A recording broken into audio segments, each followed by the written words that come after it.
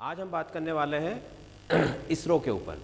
अभी तक हमारा जो है सिस्टम्स के ऊपर हम बात कर रहे थे, हमने डाइजेस्टिव सिस्टम पर बात किया, ठीक। तो 3-4 दिन से काफ़ी बायोलॉजी के बारे में हम बात कर रहे थे, तो थोड़ा सा आज हमने टॉपिक चेंज कर दिया है, ठीक। आज हम बात करने वाले हैं इसरो के ऊपर, ठीक है। तो इसरो का जो ये जो हमारा पूरा लेक्चर रहेगा ये 2 पार्ट्स में रहेगा। तो आज हम जिन जिन बातों के बारे में बात करने वाले हैं वो सारी बेसिक चीज़ें होंगी, ठीक है। इसरो कब बना था उसकी हिस्ट्री थोड़ी सी हम जानेंगे, उसके बाद में उसके जो क्या क्या प्रोग्राम्स हैं उनके बारे में हम थोड़ा सा जानेंगे, और फिर बाकी का जो रेस्ट ऑफ द पार्ट होगा उसको हम कल कवर करेंगे। फाइन, चलो तो हम शुरू करते हैं।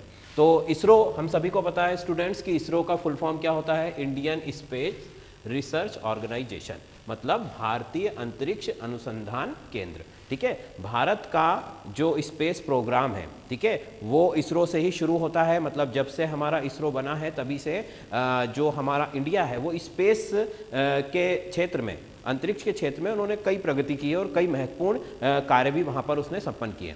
अब देखो स्टूडेंट्स, हमारा देश जब आज़ाद हुआ, ठीक है, हम सभी को पता है कि हमारा जो कंट्री है वो 1947 को जो है आज़ाद हुई। अब उस समय के जो हालात थे, उस समय जो हमारा परिदृश्य था, देश के अंदर जो स्थिति थी, वहाँ पर साइंस और टेक्नोलॉजी के बारे में कोई भी बात करने में इंटरेस्टेड नहीं था। मतलब कि हमारे जो लीडर्स थे उस समय के, उनका ध्यान जो था उस समय की जो मेजर प्रॉब्लम्स थी उनके ऊपर ज़्यादा था, हमारे इसके कंपैरिजन में, स्पेस और जो साइंस से रिलेटेड बातें उसके कंपैरिजन में। भाई जैसे कि उस समय उन्होंने कहा कि भाई नहीं, गरीबों के ऊपर ध्यान देना है हमें, इंडिया पाकिस्तान वहाँ से हमला किया जा रहा उस पर हमें काम करना है, तो ये बहुत सारी चीज़ें थी। तो उस समय किसी का भी ध्यान जो है इंडियन स्पेस प्रोग्राम की तरफ या फिर साइंस एंड टेक्नोलॉजी की तरफ नहीं जा रहा था, ठीक। हमारे इस फील्ड में जो 2 हमारे साइंटिस्ट हैं जिनको हम कह सकते हैं कि जिन्होंने इसरो की या स्पेस प्रोग्राम की या साइंस एंड टेक्नोलॉजी का डेवलपमेंट जो इंडिया के अंदर किया है, वो 2 साइंटिस्ट हैं हमारे। पहले साइंटिस्ट हैं हमारे विक्रम साराभाई, ठीक है, और दूसरे साइंटिस्ट हैं हमारे होमी जहांगीर भाभा। मतलब कि इन दोनों, अगर ये 2 वैज्ञानिक नहीं होते तो हो सकता है कि आज हमारा जो स्पेस सेंटर है वो उतनी जल्दी वहाँ पर डेवलप नहीं हो पाता, ठीक।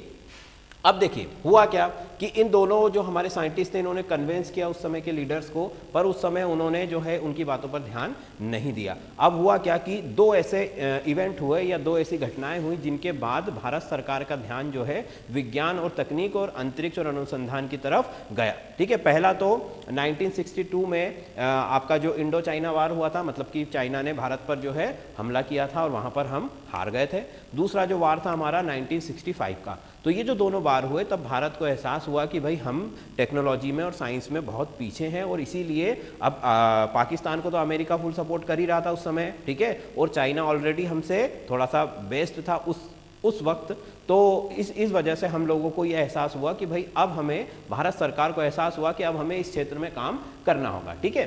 तो हमारे देश के जो प्रथम प्रधानमंत्री थे पंडित जवाहरलाल नेहरू, उन्होंने 1962 में एक स्पेस कमेटी का गठन किया, ठीक है, जो आगे चल के जो है इसरो में कन्वर्ट हो गई, या फिर यूं कहें कि इसरो बन गया या डेवलप हो गया। इसरो जो है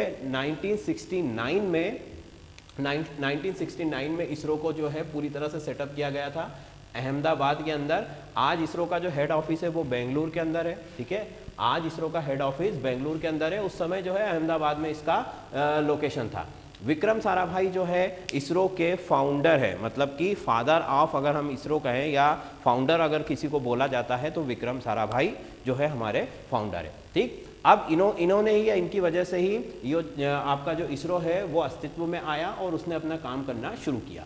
इसरो ने सबसे पहले, हमें पता है कि 69 में जब इसरो बना उस समय उसके केवल 6 साल के अंदर, मतलब कि 1975 में 1975 में हमने हमारा पहला सैटेलाइट बना लिया था जिसका नाम था आर्यभट्ट, ठीक है। आर्यभट्ट पहला सैटेलाइट बनाया, उसके बाद में हमने अमेरिका से उसको ऑर्बिट में सिचुएट करने के लिए, उसकी ऑर्बिट में उसको स्थापित करने के लिए हेल्प मांगी, बट अमेरिका ने मना कर दिया कि हम आपकी हेल्प नहीं कर सकते, क्योंकि उस समय अमेरिका ये चाहता था कि उसके अलावा कोई भी जो है इस तरीके की टेक्नोलॉजी में आगे ना बढ़े। फिर हमने क्या किया कि हमें थोड़ा सा 5 साल का डिले हुआ, और दूसरा जो सैटेलाइट था हमारा जो ऑर्बिट में जो है स्थापित किया गया वो था रोहिणी 1980, मतलब 1980 में 5 साल के इंतजार के बाद जो ऑर्बिट होता है, जो कक्ष होता है पृथ्वी का, उसमें स्थापित कर दिया गया। जो पहला सफल, हम कह सकते हैं कि सफल सैटेलाइट था, जो कि अंतरिक्ष में जिसका स्थापन अच्छे से हो गया। अब स्टूडेंट्स, पहले इन सब बातों के बारे में, टाइमलाइंस बहुत सारी हैं, इसरो के कौन कौन से प्रोग्राम्स हैं, ठीक है, उसके बारे में हम थोड़े बेसिक के ऊपर ध्यान देंगे। ठीक है, ठीक है। हमारा जो इंडियन स्पेस रिसर्च ऑर्गेनाइजेशन, मतलब भारतीय अंतरिक्ष अनुसंधान केंद्र जो है, वो विक्रम साराभाई उसके फाउंडर है, और 1969 में वो सबसे पहले जो है एस्टेब्लिश हुआ। आज बेंगलुरु में उसका हेड ऑफिस है, और उस समय में जो था अहमदाबाद में इसको जो है बनाया गया था। ठीक, अब देखिए स्टूडेंट, सबसे पहले हमारे इसरो के बारे में बात करने, देखिए इसरो का जब भी नाम आता है तो हर इंडियन जो है उस पर प्राउड करता है, गर्व करता है, क्योंकि हमने कई ऐसे काम किए हैं जो कि दूसरे देशों में वही काम बहुत ही ज़्यादा एक्सपेंसिव रहे हैं, मतलब कि उनको पैसा ज़्यादा खर्च करना पड़ा है, और हमने जो है वही काम जो है बहुत ज़्यादा कम बजट में और उसको कंप्लीट किया। उसके कई एग्जाम्पल भी मैं आपको दूंगा, पर उससे सबसे पहले हमें कुछ स्पेस और साइंस से रिलेटेड, जो हमारा स्पेस साइंस है उससे रिलेटेड कुछ टर्मिनोलॉजी, कुछ बेसिक चीज़ों के बारे में हमको पढ़ना पड़ेगा। ठीक है, ताकि आगे की सारी चीज़ें क्लियर हो। देखो स्टूडेंट, स्पेस के अंदर सबसे पहले जरूरी चीज़ जो होती है, स्पेस का जैसे ही नाम आता है तो हमारे दिमाग में पहली चीज़ क्या आती है? रॉकेट। ठीक है, तो हमको रॉकेट के बारे में फटाफट से थोड़ी सी बातें करनी है कि रॉकेट क्या होते हैं। ठीक है, भारत किन किन रॉकेट का यूज़ करता है, और उनमें क्या टेक्नोलॉजी यूज़ की जाती है, इंजन कैसे काम करता है, ये थोड़ी थोड़ी हल्की फुल्की जानकारी हम आपको देंगे। ठीक है, तो देखिए रॉकेट जो है, सबसे पहले तो उसको बता दें कि रॉकेट को क्या कहा जाता है। स्पेस की जो टर्मिनोलॉजी उसमें उसको बोला जाता है सैटेलाइट लॉन्च व्हीकल। ठीक है, क्या बोला जाता है? सैटेलाइट लॉन्च व्हीकल, जिसको SLV शॉर्ट फॉर्म होता है उसका, SLV। रॉकेट को सैटेलाइट लॉन्च व्हीकल कहा जाता है। फाइन, अब देखिए कि रॉकेट जो है, ये मैंने आप इसका थोड़ा सा एक छोटा सा डायग्राम आपके लिए बनाया है। तो यहाँ पर हम देखेंगे कि रॉकेट में सबसे जो ऊपर का हिस्सा है वो कहलाता है पेलोड। ठीक है, and what is payload? Payload का मतलब है कि यहाँ पर जो भी सैटेलाइट हमको स्पेस में लॉन्च करना है, ऑर्बिट के अंदर लेकर जाना है, वो सैटेलाइट को यहाँ पर रखा जाता है सबसे ऊपर की तरफ, उसका जो नोज होता है उसके ऊपर। मतलब कि ये जो पेलोड है इसमें हमारा सैटेलाइट होता है। फाइन, अब दूसरा जो चेंबर होता है नीचे की तरफ अगर हम आते हैं तो फ्यूल टैंक्स होते हैं हमारे। ठीक है, अगर देखो रॉकेट के भी 2-3 टाइप होते हैं, वो अभी मैं आगे आपको बताऊंगा। तो इन फ्यूल टैंक्स में फ्यूल होता है। भाई रॉकेट भी एक मशीन है, उसको चलने के लिए फ्यूल की ज़रूरत है, तो उसमें यहाँ पर उसका फ्यूल होता है। अब तीसरा जो चेंबर है हमारा, ये है कंबशन चेंबर। मतलब कि यहाँ पर इन दोनों फ्यूल को जो है जलाया जाता है और उससे ऊर्जा बनाई जाती है, एनर्जी बनाई जाती है। ठीक, वो जो गैसेस है, एग्जॉस्ट गैसेस है, जो कि इनकी रिएक्शन के थ्रू बन रही है, वो इस नोजल के थ्रू तेजी से बाहर आती हैं, और इसी वजह से जो है रॉकेट, ठीक है, ये गैसेस बाहर आ रही है, और इसी वजह से जो रॉकेट है वो कहाँ जाता है? ऊपर की तरफ जाता है। ठीक, हम सभी जानते हैं कि टीवी में हमने जब रॉकेट लॉन्च होते हुए देखा होगा तो उसके चारों तरफ बहुत सारा धुआं निकलता हुआ हमें दिखाई देता है। तो वो स्टूडेंट जो होता है वो एग्जॉस्ट गैसें होती है, जो कि फ्यूल के कंबशन से जनरेट होती है। जब फ्यूल जलता है, ठीक है, ईंधन जब जलता है तो उसके जलने की वजह से वो गैसें उत्पन्न होती है, और वो गैसें बहुत ही तेज गति से छोटी सी जगह से, ठीक है, बहुत तेज गति से छोटी सी जगह से नीचे आती है, इसलिए वो प्रॉपर थ्रस्ट जनरेट कर पाती है। ठीक है, थ्रस्ट का मतलब कि जो है नीचे की तरफ वो प्रेशर लगाती है, जिससे रॉकेट ऊपर की तरफ जाता है। अब हमारा जो रॉकेट है वो किसके प्रिंसिपल पर काम करता है? न्यूटन का जो लॉ ऑफ मोशन है, third law of motion, Newton की गति के तीसरे नियम पर जो है वो काम करता है। तीसरा नियम न्यूटन का क्या था कि जो कोई भी रिएक्शन है उसके इक्वल एंड अपोजिट जो है वो रिएक्शन होती है। ठीक है, अगर आपने किसी भी चीज़ पर फोर्स लगाया है तो वो जो ऑब्जेक्ट है, वो जो वस्तु है, वो भी आप पर उतना ही और बराबर मात्रा में और विपरीत दिशा में उतना ही बल लगाएगी। जैसे कि हम दीवार को अगर धक्का देंगे तो दीवार भी हमें क्या करेगी? पुश करेगी। हालांकि वो जो फोर्स है वो हम फील नहीं करते हैं, बट ये सभी के लिए अप्लाई होता है। अगर मान लीजिए, इसको अच्छे से समझने के लिए हम इस तरीके से उसको समझ सकते हैं कि भाई देखो, मान लो आप स्पेस के अंदर हो और ये आप स्पेस के अंदर हो। अब स्पेस के अंदर क्या है? कोई ग्रेविटी नहीं है। आपके हाथ में एक बॉल है, ठीक है, उस बॉल का जो मास है, मान लो मास जो है उसका 1 और आपका जो मास है वो है 100। फाइन, आप इसको वेट भी बोल सकते हो, क्योंकि जनरली अभी केमिस्ट्री में तो मास और वेट एक ही होता है। ठीक है, तो ज़्यादा हम इसकी टर्मिनोलॉजी में नहीं जाएंगे। ये जो बॉल है आपसे 100 गुना जो है हल्की है, हम ऐसा मान सकते हैं। उसका जो मास है, उसका जो द्रव्यमान है आपसे 100 गुना कम है। अगर इस बॉल को आप तेजी से फेंकते हो स्पेस के अंदर, ठीक है, आपने इस बॉल को थ्रो किया स्पेस के अंदर, तो ये बॉल मान लीजिए इस तरफ मूव कर रही है, इस तरफ मूव कर रही है 100 किलोमीटर पर आवर की स्पीड से। आपने उसको फेंका, उसकी स्पीड कितनी थी? 100 किलोमीटर पर आवर। तो वो जो बॉल है वो आप पर भी उतना ही फोर्स अप्लाई करेगी, मतलब कि आप भी पीछे जाने चाहिए 100 किलोमीटर पर आवर की स्पीड से, ठीक है। बट ऐसा नहीं होगा, क्यों? क्योंकि आपका जो मास है बॉल से कितना है? 100 टाइम्स ग्रेटर है, 100 गुना ज़्यादा है। इसीलिए आप जो है 100 गुना कम स्पीड से पीछे की तरफ जाओगे। फाइन। तो बेसिकली ये रिएक्शन और उसका ये जो एक्शन और उसका जो है रिएक्शन, ये क्रिया की आपने तो उसके विपरीत प्रतिक्रिया। अब यही चीज़ अगर आप अर्थ पर करते हो, कोई बॉल फेंकते हो तो बॉल तो आगे जाती पर हम पीछे नहीं जाते। उसका क्या रीज़न है भाई? क्योंकि अर्थ पर जब हम खड़े हैं तो ग्रेविटी भी हम पर फोर्स अप्लाई कर रही है, हमारे पैरों और धरती के बीच में घर्षण का बल है, फ्रिक्शन का बल है। इसीलिए ये जो बल, जो बॉल हम पर लगा रही है वो बल पर्याप्त नहीं है हमें पीछे धकेलने के लिए। इसलिए हमें लगता है कि भाई बॉल ने हम पर कोई फोर्स नहीं लगाया, पर ऐसा नहीं है। बॉल भी हम पर उतना ही फोर्स लगा रही है जितना हम बॉल पर लगा रहे हैं। फाइन। तो रॉकेट भी सेम इसी प्रिंसिपल पर वर्क करता है।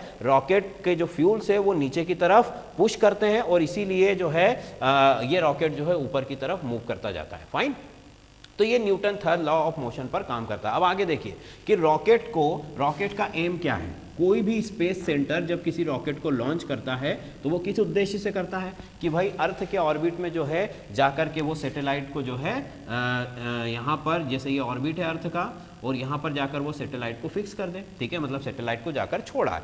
तो अगर कोई रॉकेट यहाँ नीचे से चलना शुरू हुआ, ये रॉकेट है मान लीजिए, और ये ऊपर की तरफ उठना शुरू हुआ, अब अगर देखो इसकी प्रोजेक्टरी, इसका जो गति का जो मार्ग है उसको थोड़ा सा समझने की हमको ज़रूरत है। हमने देखा होगा ना कि रॉकेट पहले तो ऊपर जाता है, फिर जब वो ऊपर पहुंच जाता है कुछ हाइट तक, उसके बाद जो है रॉकेट इस तरीके से झुकना शुरू करता है। फाइन। जैसे मान लो ये कोई रॉकेट है, ये पहले तो ऊपर गया और ऊपर जाने के बाद कुछ हाइट पर जाने के बाद ये इस तरीके से झुकना शुरू कर देता है, इस तरीके से। फाइन। अब ये झुकता क्यों है? उसकी वजह यह है कि रॉकेट जब ऊपर जाता है, ठीक है, तो ग्रेविटी उसको नीचे की तरफ खींच रही होती है। और अगर रॉकेट इसी तरीके से सीधा सीधा ऊपर चला जाएगा तो एक टाइम आएगा कि उसका फ्यूल क्या है, खत्म हो जाएगा, और जो ग्रेविटी है वो उसको वापस जो है या तो अट्रैक्ट कर लेगी, और अदरवाइज अट्रैक्ट नहीं भी किया तब भी क्या होगा कि वहां पर उसको कोई मोशन नहीं है। भाई सैटेलाइट जो हम भेज रहे हैं वो ऑर्बिट में कंटिन्यूसली घूमते रहते हैं इस तरीके से, ठीक है, या तो ऐसे घूमेंगे या ऐसे, जैसे भी हम उनको छोड़ना चाहें।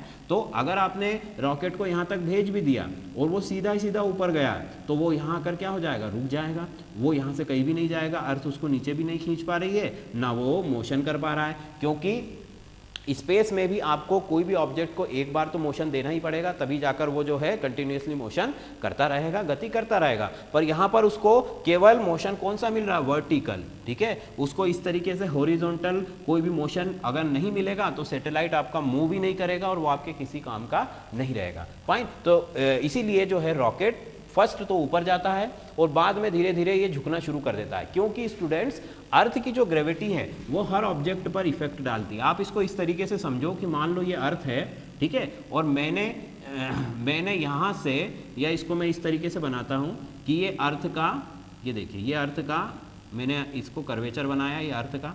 फाइन। अब यहाँ से अगर मैंने कोई ऑब्जेक्ट फेंका, ये ऑब्जेक्ट मैंने यहाँ से फेंका, तो अब ये ऑब्जेक्ट तो मैंने सीधा फेंका इस तरीके से, पर धीरे धीरे हम देखते हैं कि वो ऑब्जेक्ट कैसा हो जाता है, वो इस तरीके से कर्व ले लेता है और धरती पर आकर नीचे गिर जाता है। कोई भी ऑब्जेक्ट आप फेंक कर देखिए, आप बॉल फेंके या कोई भी चीज़ फेंके, आप जैसे ही फेंकोगे थोड़ी देर वो सीधी जाएगी, उसके बाद वो इस तरीके से, इसको बोला जाता है परवलयाकार गति, जो फिजिक्स में हम पढ़ते हैं, ठीक है, परवलयाकार गति। तो ग्रेविटी के अंदर गुरुत्वाकर्षण बल उस ऑब्जेक्ट को नीचे की तरफ खींच लेता है, ठीक है। अब देखो जब कोई रॉकेट, अगर मान लो इस बॉल को मैंने इतनी जोर से फेंका, मान लो मैंने इसको इतनी जोर से फेंका कि जब ये कर्वेचर बना रही है तो उसका कर्वेचर अर्थ के कर्वेचर के बराबर हो गया, ठीक है, मतलब कि वो अर्थ के ऊपर अब गिरेगी नहीं, वो अर्थ का चक्कर लगाने लगेगी। बात समझ में आ रही है कि मैंने उस बॉल को इतनी जोर से फेंका कि वो अर्थ पर गिरने की बजाय अब उसका कर्वेचर इस तरीके से हो गया है कि वो अर्थ के चक्कर लगा रही है। ठीक, अगर मैं कम फोर्स से फेंकता तो बॉल यहीं गिर जाती, फिर मैंने थोड़ा फोर्स बढ़ाया तो बॉल थोड़ा और आगे गिरी, मैंने इतना ज़्यादा फोर्स लगा दिया कि बॉल जो है, अर्थ उस पर ग्रेविटी तो डाल रही है पर बॉल जो है इस तरीके से मूव कर रही है कि उसका कर्वेचर और अर्थ का जो गोलाई है उसकी, वो अर्थ की गोलाई के बराबर हो गई है। इसी वजह से वो अब अर्थ पर गिरेगी नहीं, वो घूमने लगेगी। और स्टूडेंट इसी को बोला जाता है कि वो ऑब्जेक्ट जो है वो कहाँ पहुँच गया है, ऑर्बिट में पहुँच गया है। अब ये ऑब्जेक्ट जो है अर्थ पर गिरेगा नहीं, ये ऑर्बिट में क्या करने लगेगा, चक्कर लगाने लगेगा। बात समझ में आ रही? अब देखो इतनी चीज समझ में आई, तो इसी को बोला जाता है ऑर्बिट। ऑर्बिट का मतलब है कि ऐसी जगह जहां से अर्थ की जो ग्रेविटी है, ठीक है, वो किसी ऑब्जेक्ट को अपनी तरफ खींच ना सके। ये अर्थ की जो ग्रेविटी है वो किसी भी ऑब्जेक्ट को अपनी तरफ खींच ना सके, उसको हम बोलते हैं कि ये अर्थ का ऑर्बिट है। फाइन।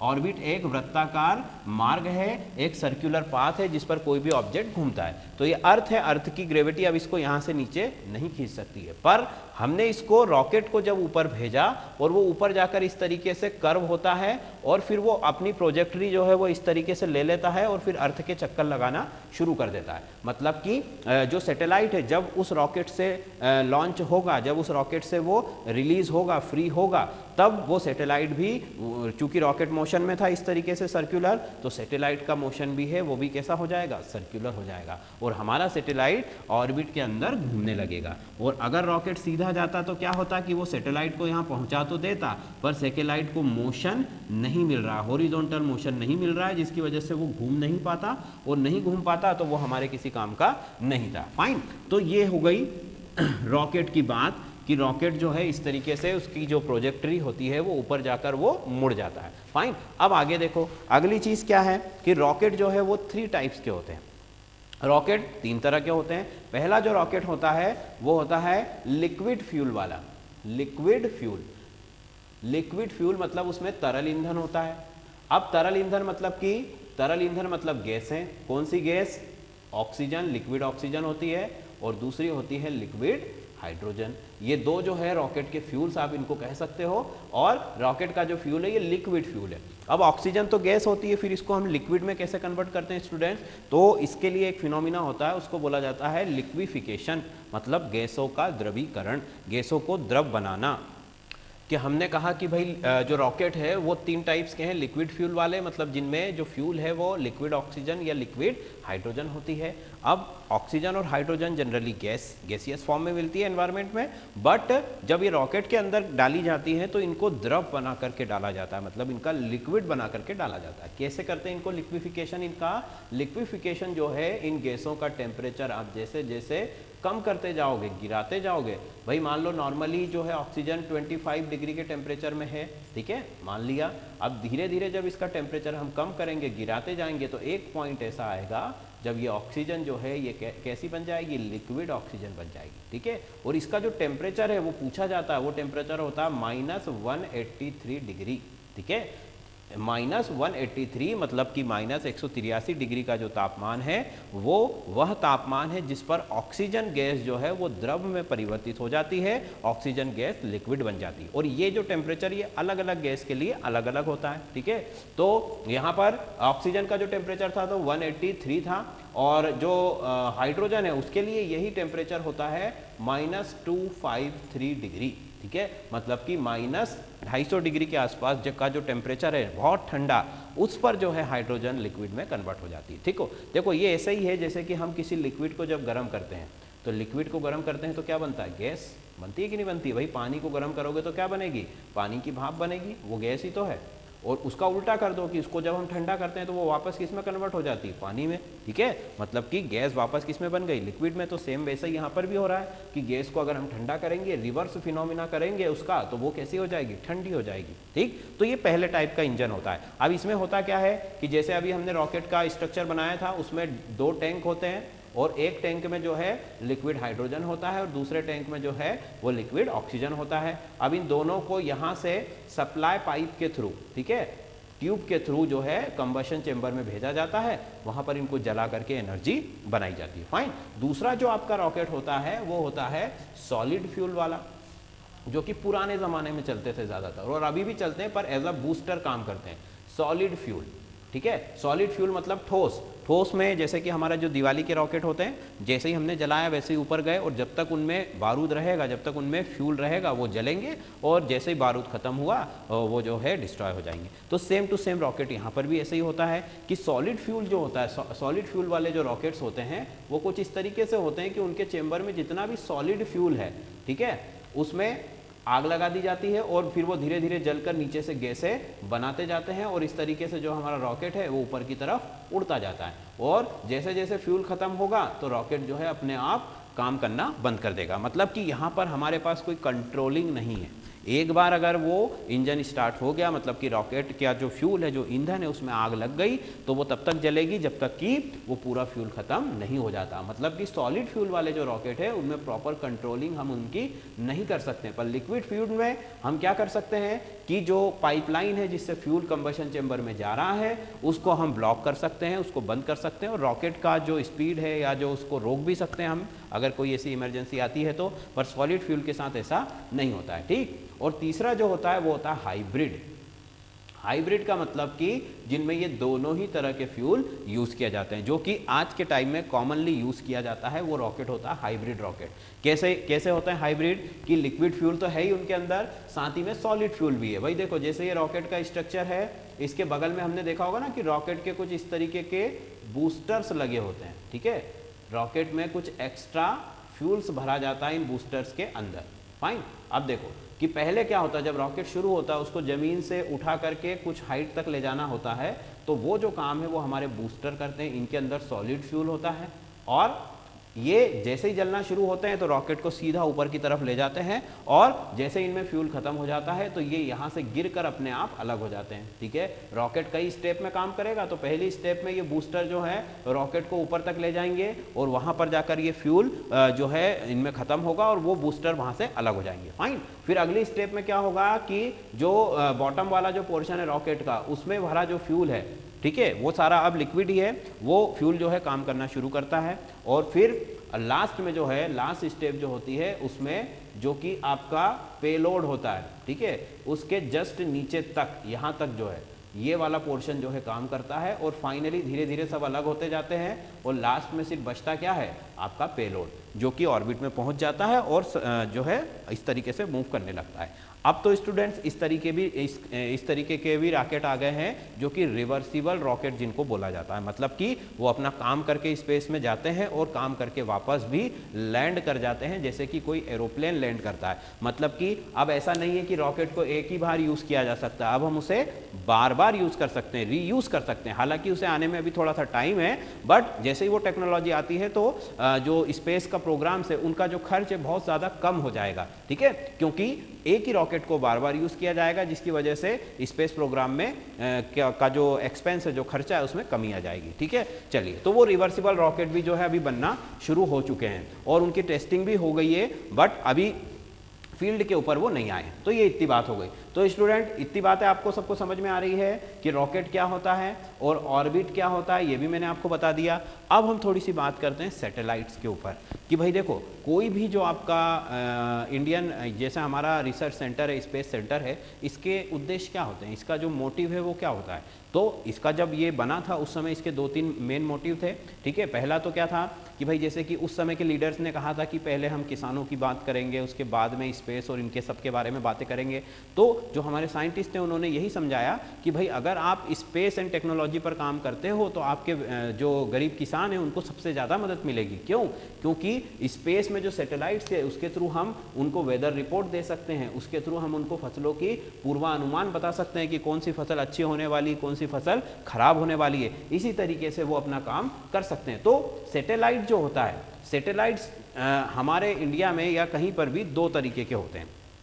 पहले जो सैटेलाइट्स होते हैं वो होते हैं आपके पोलर सैटेलाइट, और दूसरी तरीका का जो सैटेलाइट होता है वो होता है जियो सिंक्रोनस सैटेलाइट, मतलब कि जियो स्टेशनरी सैटेलाइट। उनको भी मैं फटाफट आपको समझा देता हूँ, ठीक है। चलिए, फर्स्ट जो हमारा सैटेलाइट है वो कहा हमने कि ये पोलर सैटेलाइट है, पोलर सैटेलाइट। दूसरा जो सैटेलाइट है वो होता है जियो सिंक्रोनस सैटेलाइट, ठीक है।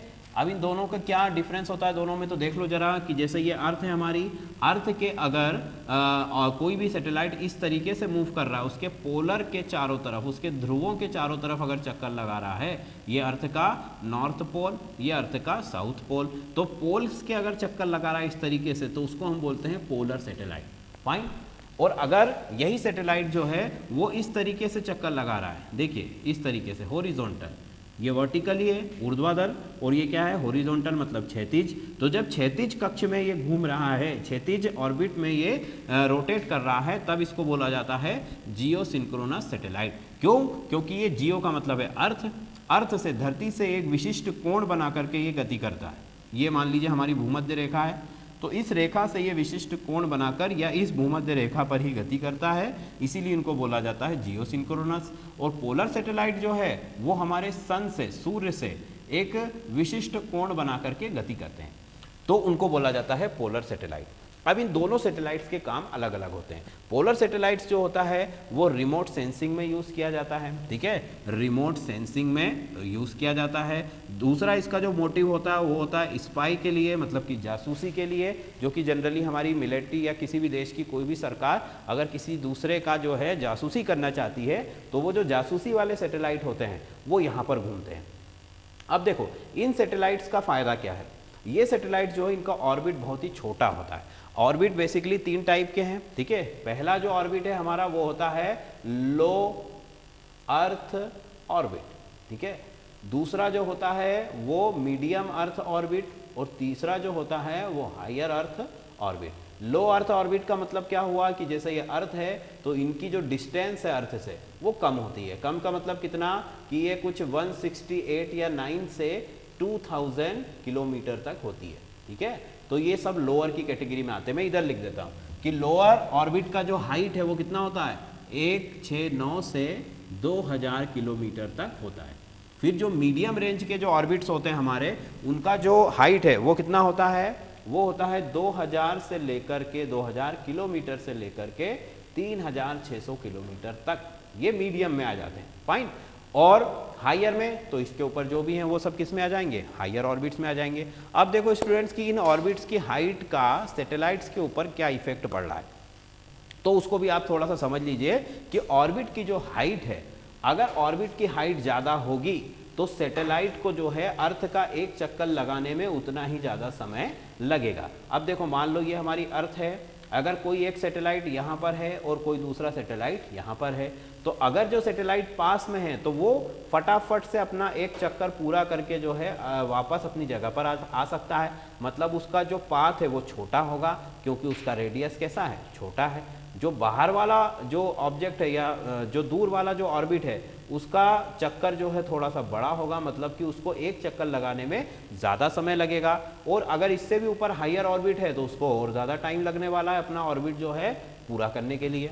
बात समझ में आ रही, ठीक है। अब देखो तो इसीलिए हमें हमारे मोटिव के अकॉर्डिंग, भाई आपको सैटेलाइट से कैसे काम करवाना है या कैसा काम लेना है, उसके आधार पर हम उसकी दूरी को जो है निश्चित करते हैं। अगर आप चाहते हैं कि हमें किसी की जासूसी करनी है तो हमें सैटेलाइट को अगर बहुत ज़्यादा ऊपर भेज देंगे तो क्या होगा कि एक चक्कर लगाने में उसे बहुत समय लग गया। अगर मान लो हमें इस जगह पर किसी की जासूसी करनी है तो ये सैटेलाइट यहाँ से घूमकर यहाँ आएगा, तभी वो हमको इन्फॉर्मेशन देगा। फिर तो वो वापस गया तो पूरा चक्कर लगाने में उसको काफ़ी टाइम लगेगा, ठीक है। इसलिए जो जासूसी के लिए जो सैटेलाइट बनाए जाते हैं उनका ऑर्बिट बहुत छोटा होता है, क्योंकि जितना छोटा होगा वो फटाफट चक्कर लगा करके और हमको उस पर्टिकुलर जगह की इंफॉर्मेशन देगा। फाइन। फिर जैसे जैसे आपको आपका मोटिव है, अगर आपको वेदर से रिपोर्टिंग करनी है या कुछ और करना है तो आप उसके हिसाब से जो है हमारा जो ऑर्बिट है उसकी हाइट को डिसाइड किया जाता है हमारे जो साइंटिस्ट हैं उनके द्वारा। फाइन। अब देखो अगली चीज़ क्या है, सैटेलाइट के बारे में हम बात कर रहे थे कि पोलर सैटेलाइट मैंने बताया कि किस तरीके से है, पोलर सैटेलाइट इस तरीके से मूव करता है और जियोसिंक्रोनस सैटेलाइट जो है वो इस तरीके से मूव करता है। इतनी बात सबको समझ में आ रही है। अब देखो स्टूडेंट्स एक इंटरेस्टिंग चीज़ है कि जैसे कि हमने देखा है ना कि जो हमारा मिशन मार्स था, मार्स के ऊपर हमने पहला जो है इंडिया ने, फर्स्ट तो अमेरिका भेज चुका है, दूसरा जो प्रोब था वो इंडिया ने भेजा था। मतलब कि अमेरिका ने और इंडिया ने दोनों ने किस टेक्नोलॉजी, तो हमको पता है कि अमेरिका के पास ज़्यादा है, पर अमेरिका को प्रोब भेजने के लिए बहुत ज़्यादा खर्च करना पड़ा और वही काम जो है भारत ने केवल 700 करोड़ रुपए में कर दिया था। मिशन मार्स जो मूवी है उसमें भी आपने देखा होगा, ये वहाँ से आपको सारी जानकारी अगर आपने देखी होगी तो मिल गई होगी। ठीक है, तो देखो जैसे ये अर्थ है और ये मार्स है हमारा, तो अमेरिका ने जब अर्थ पर उसका प्रोब भेजा, प्रोब मतलब सैटेलाइट मान लीजिए आप, तो प्रोब भेजा तो वो जो है बहुत ज़्यादा एक्सपेंसिव था, बहुत ज़्यादा, क्योंकि उन्होंने जो रॉकेट के यूज़ किए थे वो बहुत ज़्यादा हैवी रॉकेट्स थे। ठीक है, अब रॉकेट में जैसे मैंने कहा था कि रॉकेट को कहा जाता है SLV, सैटेलाइट लॉन्च व्हीकल। ठीक, अब शुरू में जब इंडिया यूज़ करता था तो SLV का यूज़ करता था और वो मात्र जो है 50 से लेकर के 80 किलो तक का ही वजन उठा सकते थे। ठीक है, मतलब कि जो शुरू में जो रॉकेट यूज़ किए जाते थे, जब इसरो बना था उस समय में 50 से 80 किलो का जो सैटेलाइट है उसी को वो ऊपर ले जा सकता है, मतलब छोटे छोटे सैटेलाइट को ही हम ऊपर ले जा सकते थे। फिर इसकी जो अगली जो जनरेशन हम उसको बोल सकते हैं, उसको बोला जाता है PSLV, सॉरी पहले आई GSLV और एक और है PSLV। ठीक है, तो इसको बोला जाता है पोलर सैटेलाइट लॉन्च व्हीकल। मतलब कि यहाँ से ये जो रॉकेट है इसका यूज़ कैसे किया जाता है, इसका यूज़ केवल पोलर सैटेलाइट के लिए किया जाता है। मतलब कि पोलर सैटेलाइट का ऑर्बिट बहुत छोटा होता है, मतलब कि रॉकेट को ज़्यादा दूरी ऊपर तक नहीं जाना है। तो PSLV जो रॉकेट है वो कैसा है, वो ऐसा रॉकेट है जो बहुत ही कम ऊंचाई तक किसी भी सैटेलाइट को ले जा सकता है। ठीक, और GSLV जो है वो जियो सिंक्रोनस सैटेलाइट लॉन्च व्हीकल है, मतलब कि ये अपेक्षाकृत थोड़ा सा भारी रॉकेट है और थोड़ा सा इसमें जो है ज़्यादा पावर होता है और ये सैटेलाइट को और ज़्यादा दूर तक ले जा सकता है। ठीक, तो ये उनका जो है सीरीज है। अब देखो इंडिया के पास, इंडिया ने जो मिशन मार्स किया था, मतलब मार्स के ऊपर जो प्रोब भेजा था उसमें जो रॉकेट था वो कौन सा था, PSLV, मतलब कि पोलर सैटेलाइट लॉन्च व्हीकल, और जो कि बहुत ही छोटा रॉकेट होता है, वो केवल पोलर सैटेलाइट के लिए बनाया गया था। अब उससे उन्होंने मार्स के ऊपर, मार्स जो कि धरती से बहुत ज़्यादा दूर है, ठीक है, वहाँ पर जो है सैटेलाइट को भेज दिया। तो ये काम उन्होंने कैसे किया, जबकि यही काम अमेरिका ने जो है बड़े रॉकेट से किया था और उसको बहुत ज़्यादा खर्चा हुआ था। ठीक है, और वही काम भारत ने केवल 700 करोड़ रुपए में कर दिया। मतलब कि इतने में तो आप सोचो कि हॉलीवुड में तो एक मूवी भी नहीं बनती है जो हाई बजट की मूवी होती है, पर वही काम भारत ने मंगल पर सैटेलाइट भेज दिया। तो वहाँ पर उन्होंने कैसे काम किया, यही काम, यही सिस्टम जो उन्होंने चंद्रयान में भी किया था। चंद्रयान 1 और चंद्रयान 2 में होता क्या है कि देखो, उन्होंने अर्थ के ऑर्बिट में सैटेलाइट को भेजा और उसकी जो प्रोजेक्टरी है उसी को टारगेट किया बस। ठीक है, अब मान लो ये मास है, उसको यहाँ तक पहुँचाना है। अब मास की ग्रेविटी जो है यहाँ तक है, थोड़ा सा दूर बनाते हैं इसको, ये मास की ग्रेविटी यहाँ तक है। ठीक है, और ये अर्थ है। अब करना क्या है कि इस जो आपका ऑब्जेक्ट है इसको यहाँ से यहाँ तक हमको पहुँचाना है कि ये एक बार इस मास की ग्रेविटी पे पहुँच जाए तो मास इसको कैप्चर कर लेगा, पकड़ लेगा। तो अब इसको उन्होंने घुमाना शुरू किया इस तरीके से, चूंकि रॉकेट छोटा है इसलिए उसके पास फ्यूल कैसा है, कम है। तो अब उन्होंने तरीका क्या अपनाया था, ठीक है, तरीका ये अपनाया कि ये रॉकेट जो है, ये सैटेलाइट एक बार घूम कर इस तरीके से जब ये यहाँ पर आता है तो वो इस जगह पर, केवल इसी पॉइंट पर थोड़ा सा उसको बूस्ट करते हैं, मतलब कि थोड़ी देर के लिए इंजन को चालू कर देते हैं। तो इंजन को जैसे ही चालू किया तो वो इस तरीके से इस पाथ पर ना जाते हुए वो अगला ऑर्बिट बना लेता है इस तरीके से। फिर जब वो यहाँ पर आता है तब उसको फिर से थोड़ा सा बूस्ट किया, तब उसने थोड़ा और बड़ा ऑर्बिट बना लिया।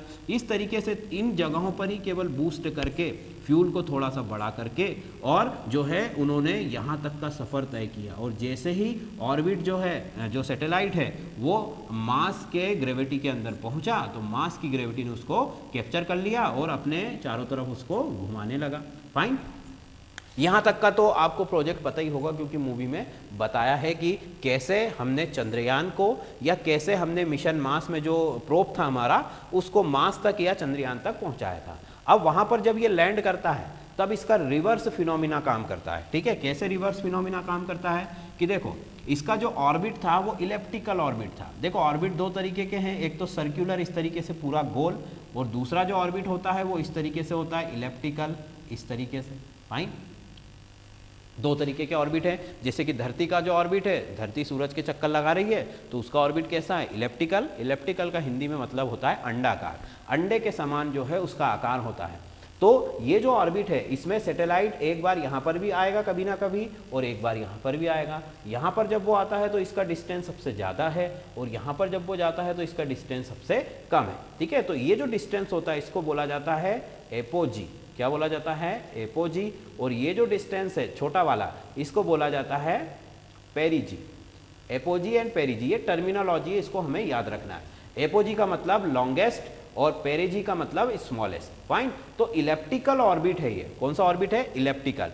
अब जब ये लैंड करता है, मान लो ये आपका मून है या मार्स है, इसकी सरफेस पर हमारा ऑर्बिट घूम रहा है इस तरीके से। ठीक है, अब घूम रहा है तो क्या करना है? अभी तक तो हम पर्टिकुलर पॉइंट पर जो है ऑर्बिट की का जो इंजन है हमारे सैटेलाइट का उसको बूस्ट करके और उसका ऑर्बिट बड़ा कर रहे थे। फाइन, अब हमको क्या करना है? इसका रिवर्स फिनोमिना करना है। मतलब कि किसी पर्टिकुलर पॉइंट पर आपको जब यहाँ पर सैटेलाइट आता है तो इंजन को रिवर्स चलाना है। तो इंजन जैसे ही रिवर्स होगा तो यहाँ पर जो है इसकी स्पीड कम हो जाएगी और इसका ऑर्बिट जो है छोटा हो जाएगा। ठीक है, फिर इस पॉइंट पर आया, फिर से रिवर्स इंजन किया, फिर से ऑर्बिट छोटा हो गया। इस तरीके से इस प्रकार से उसको जो है लैंड किया जाता है किसी के सरफेस पर। तो इस फिनोमिना के द्वारा इस छोटी सी जो है टेक्निकल स्कीम जिसको हम बोल सकते हैं, जो कि इंडियन लोगों ने यूज़ की थी, उसके द्वारा उन्होंने जो है उस बजट को, उस खर्च को बहुत ज़्यादा कम कर दिया था। ठीक है, मतलब 4 से 5 गुना बजट था अमेरिका का और वही काम हमने 4 से 5 गुना कम पैसों में कंप्लीट कर दिया। फाइन, तो ये हुई बात कि पोलर सैटेलाइट और जियो सिंक्रोनस, इन दोनों सैटेलाइट्स। अगर सैटेलाइट्स के बारे में आपको और इन्फॉर्मेशन चाहिए तो मैंने इसके लिए एक सेपरेट वीडियो बनाया हुआ है। फाइन, उस वीडियो को अगर आप देखोगे, जो कि उसका जो POP मतलब प्लास्टर ऑफ पेरिस और सैटेलाइट, ये दोनों का जो वीडियो है वो स्टूडेंट साथ ही में डल गया है। ये दोनों, जिसमें भी आपको मेरे लेक्चर में POP लिखा हुआ दिखाई देगा थंब पर ऊपर, तो उसी के अंदर ये सैटेलाइट वाला पोर्शन भी है जिसको हमने सेपरेट करना है बट हम कर नहीं पाए थे। तो अगर आपको देखना हो तो यहाँ पर आपको वो मिल जाएगा। ठीक है, क्योंकि अभी हम उसके बारे में ज़्यादा बात नहीं कर रहे हैं क्योंकि फिर लेक्चर जो है अदरवाइज टॉपिक से हम भटक जाएंगे। ठीक है, तो सैटेलाइट के बारे में इतनी इन्फॉर्मेशन मैंने आपको दे दी कि पोलर सैटेलाइट होता है और जियो सिंक्रोनस सैटेलाइट होते हैं।